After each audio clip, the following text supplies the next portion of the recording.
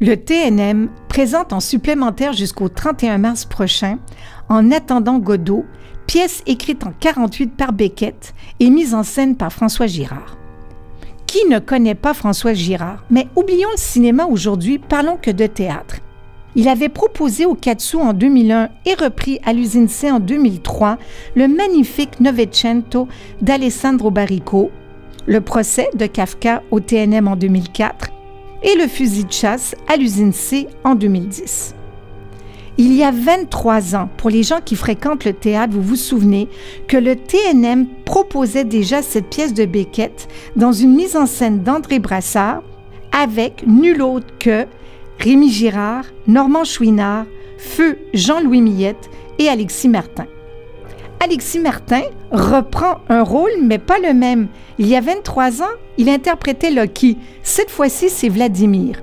À ses côtés, dans le rôle d'Estragon, Benoît Brière, Pierre Lebeau en Pozzo et son esclave Loki avec Emmanuel Schwartz. Ne prenons pas pour acquis que tout le monde connaît le sujet de la pièce de Beckett, écrite alors qu'il n'avait que 42 ans. Je vous la résume en 2 temps. Au pied d'un arbre, Vladimir et Estragon attendent quelqu'un qui ne vient pas et dont on ne sait absolument rien. Est-ce qu'on peut parler ici d'une pièce existentialiste? Je dirais que oui. C'est une pièce sur la condition humaine, sur l'absurdité de la vie, sur la survie. Et est-ce qu'au fond, tout n'est pas illusion, comme le suggère le 2e acte, une répétition en accéléré du premier acte? Le décor de François Séguin est d'une grande réussite. Il représente d'une certaine façon le temps qui passe, le sablier qui continue de s'écouler malgré tout. Mais qui sont Vladimir et Estragon? Des amis? Des clochards? Des vagabonds? Des réfugiés? Peut-être tout ça en même temps. Et en attendant Godot, que font nos 2 amis? Ils tuent le temps, tentent de se désennuyer. Estragon se plaint d'avoir mal aux pieds, il a faim, ils se disputent, ils se réconcilient.